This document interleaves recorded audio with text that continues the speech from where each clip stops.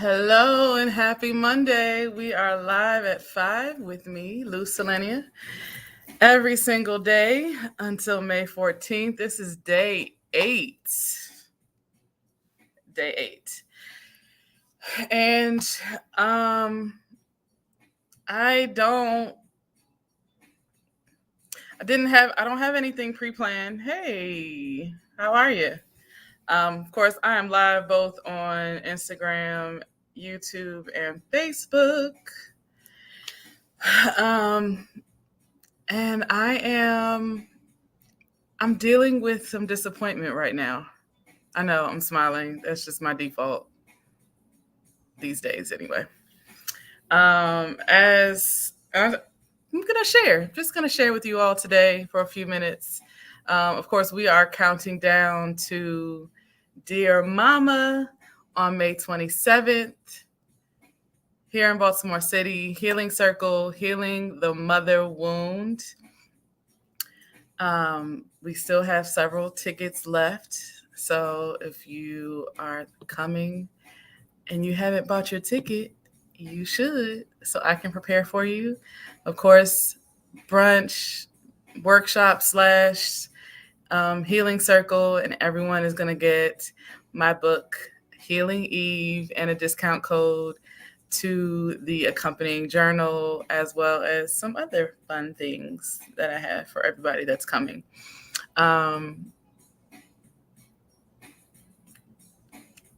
Mother's Day is on Sunday.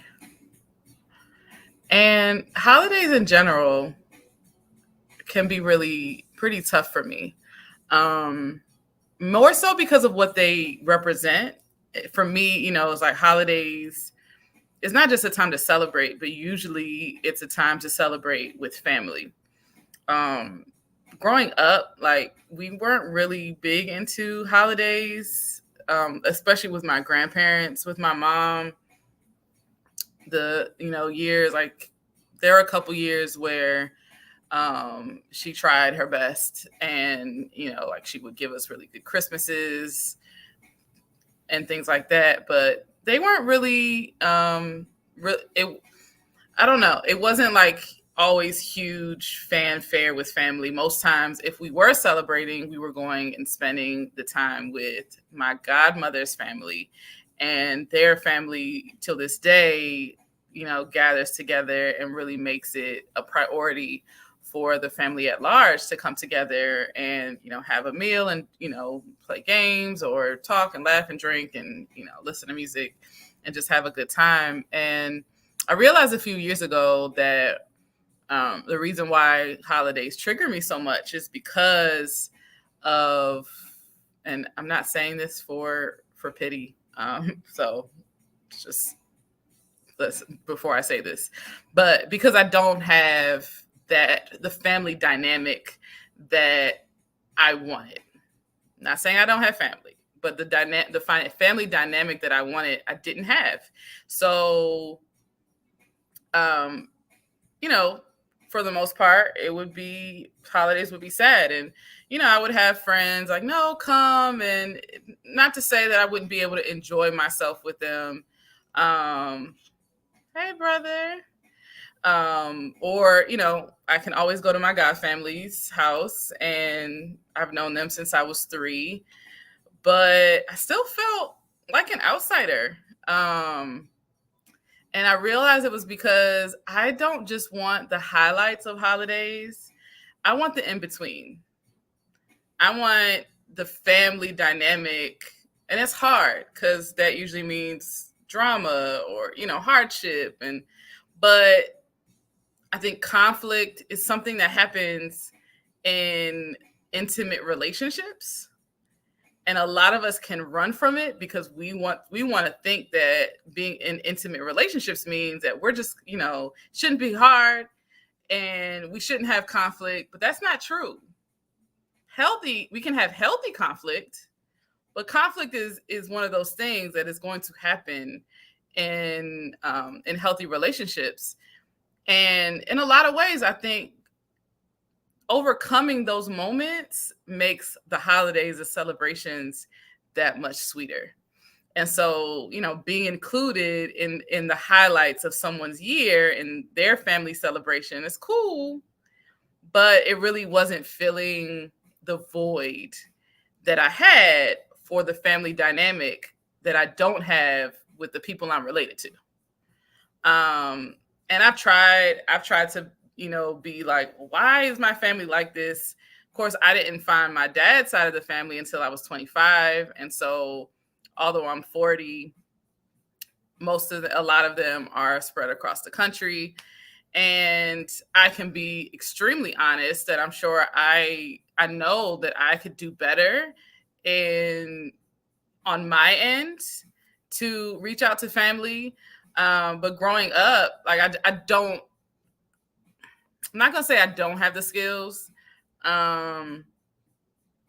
I just haven't perfected them, and I haven't really paid a lot of time and attention into putting myself out there with my family for a lot of reasons that you can imagine, because I'm pretty open and talk about a lot of stuff.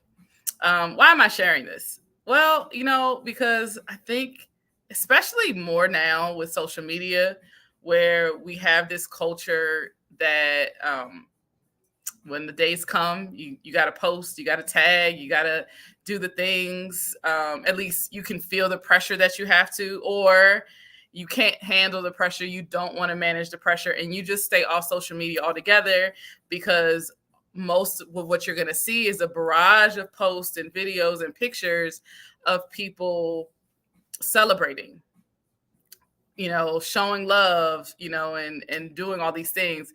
And I think people have done a lot better in trying to create space for those who are grieving, who have physically lost a family member.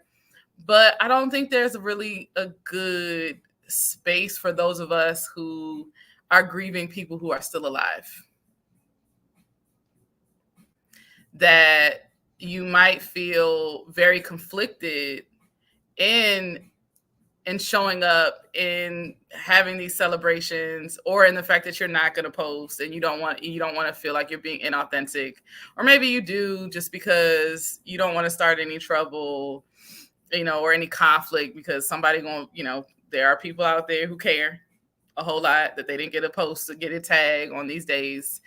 And so I just wanted to share that, you're not alone in whatever feelings you might feel. I take every holiday as they come. Sometimes I opt in, sometimes I opt out.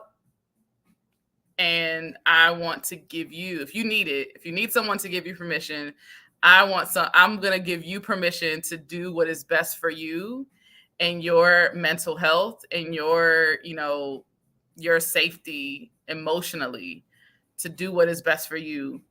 As the days come, as Sunday, Mother's Day approaches,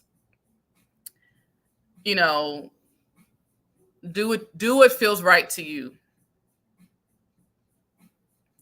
Depending on what that is, someone may not like it, but be comforted in the fact that possibly the reason why you feel like you need to do, especially if that is not doing the social media celebrations, maybe not even going to the family celebration if you're doing something that you don't want to. Maybe that's because you don't feel protected in that relationship. So choose to protect yourself. And again, they may not like it. Most times they don't, because how dare you choose yourself over them? They've literally done everything they could, or maybe not everything they could. They just feel entitled to being put first because they're the parent and you're the child. Or maybe it's not the parent that says anything. Maybe you choose yourself and your sibling is upset with you because of that. Because maybe they wish they had the freedom to do it and they don't, or maybe they don't and they just are okay with the expectation of just showing up.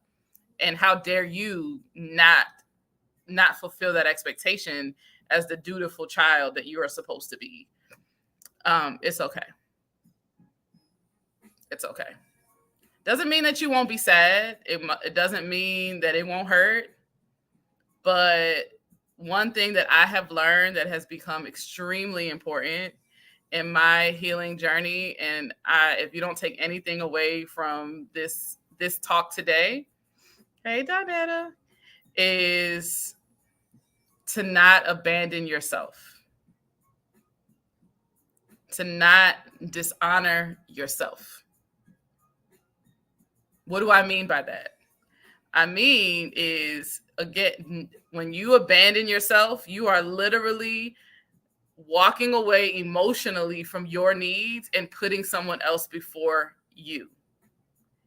And I wholeheartedly believe that the definition, my favorite definition, I say it often, of boundaries is that it is the distance between which I can love you and love myself simultaneously.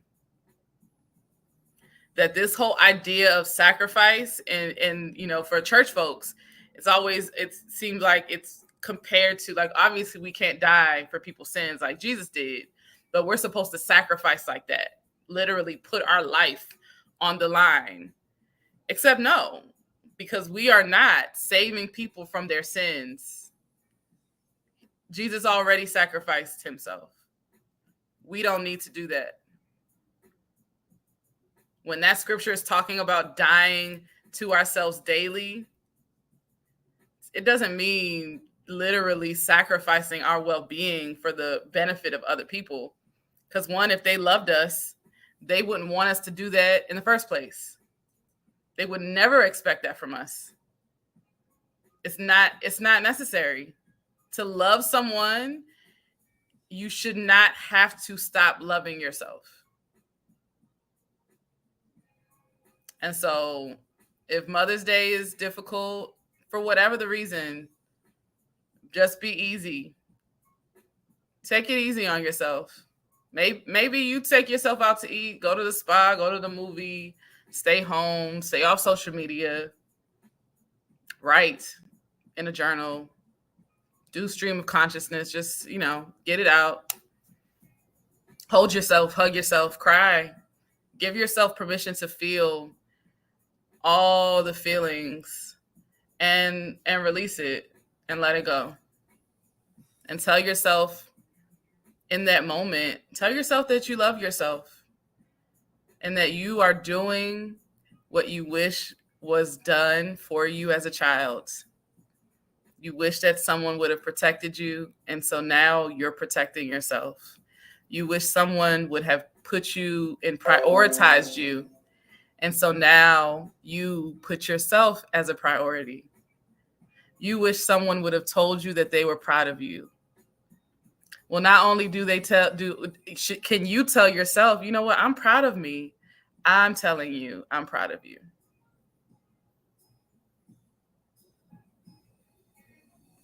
If you need someone to say, I know, yeah, you made that mistake, it's okay.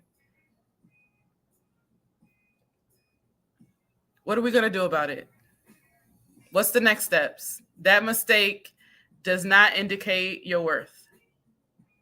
Apologize, hold yourself accountable, and let's move forward.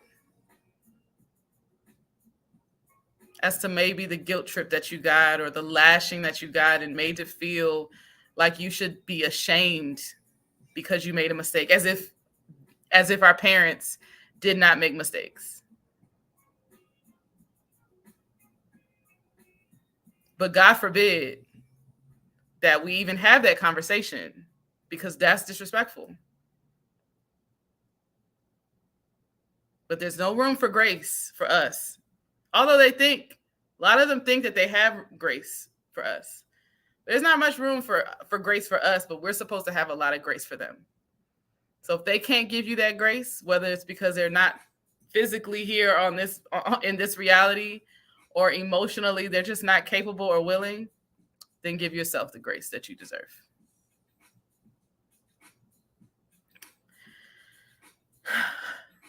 Yeah, I know. Let's take a deep breath. Let it out. I don't know who I'm feeling, but I feel heaviness right here in your heart. and I'm holding space for you.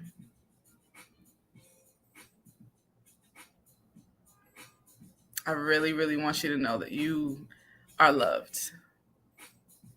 And I want you to feel it. And when I say that I love you, I say it with the understanding that I love you enough to want to invest in your spiritual growth.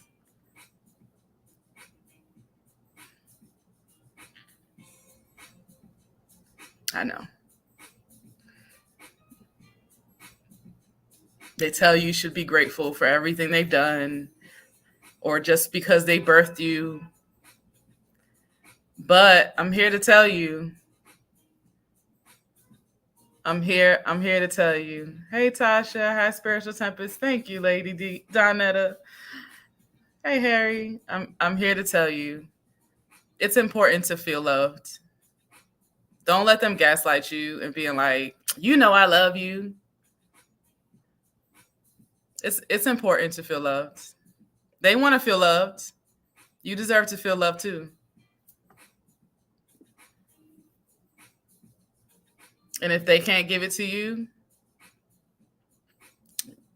let's start to pour it into ourselves so we can become intimately aware of what love feels like. So when we're moving about in this world and people are telling us that they love us, we've been so intimate with love that we can recognize it in the next person. And they can't tell us it's love when it's not. And just let them go on. Maybe that's their understanding, but that's not love for me. So we're good. It's like, I wouldn't know. I don't have no diamonds. If somebody gave me one and said it was a diamond and it's not a diamond, I wouldn't know. I wouldn't know the difference.